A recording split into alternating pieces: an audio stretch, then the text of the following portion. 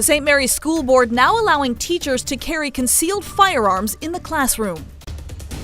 Blustery weather returns to the forecast as temperatures take a dip later this week. There are multiple investigations that we've ended up doing that have changed lives. A final farewell. Join us as we say goodbye to Whitney and have more on the lasting impact that she's leaving on the inland Northwest.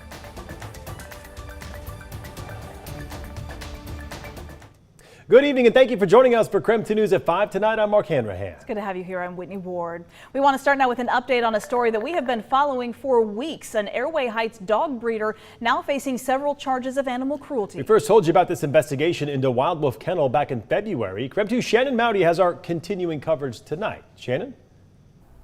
Back in February, Scraps seized 171 animals from the Airway Heights kennel, everything from dogs and cats to livestock and birds. Now owner Susan McCory faces charges of animal cruelty. 10 months after Scraps officers first visited Wild Wolf Kennels, its owner now faces 4 misdemeanor charges for animal cruelty and unsafely transporting animals. The investigation first started with 2 separate complaints last year.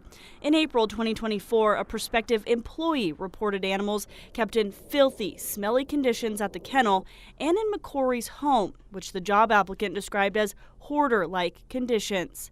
A Scraps inspection in June 2024 showed animals in good health, but found McCory had 105 dogs over her permit's legal limit. McCory failed a random inspection in January 2025 after Scraps officers found animals with untreated eye injuries and horses with hooves so long they were curling up. Other animals were left without clean water and in conditions so unclean it caused one officer to gag from the smell. Officers visited again with veterinarians days later and suspended McCory's license. Again, they said animals were left without clean water, had untreated injuries, and in one case, a horse had untrimmed hooves 1.5 feet long. A vet concluded Wild Wolf failed to provide adequate, sanitary, and healthy living conditions. KREM 2 News did reach out to Scraps Tuesday, but did not hear back.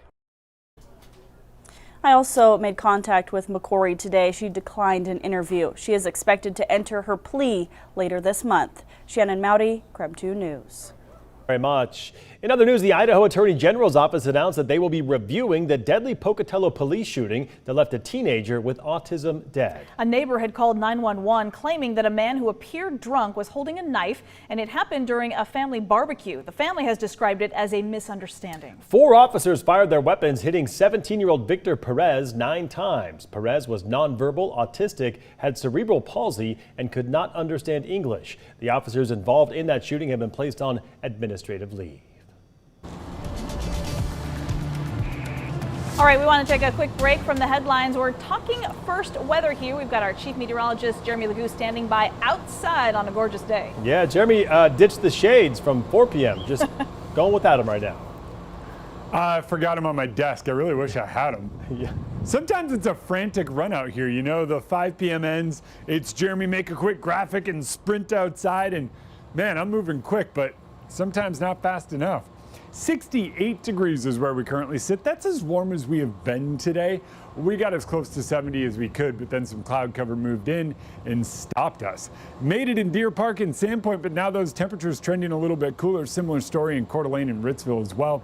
Just shy of 70 degrees, but close enough to it that we can call this the most beautiful day of the week, because tomorrow offers a change. Winds pick up tomorrow afternoon, and we'll see wind gusts around 45 miles per hour in the Okanagan Valley, up to about 35, maybe even 40 here in eastern Washington. That is not wind advisory criteria, but it's enough that you go, okay, something's happening. And for us, the happening is a drop in temperatures. Those temperatures trend a little bit cooler as we move through the next couple of days, thanks to this.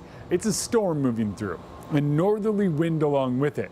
Notice the wind starts ushering in a cooler air mass. We'll see a couple of scattered showers. I don't think I'm too worried about it. In fact, I got a car wash. I went, it's not even going to happen. That's how confident I am we're not going to see anything here. But now that I got a car wash, here we are. I think most of the activity stays up in the mountains, then it moves out and we're back to the sunshine to close out the week. 60 degrees tomorrow. I threw one raindrop on there. It says up in the mountains. 59 Thursday, back in the 60s on Friday.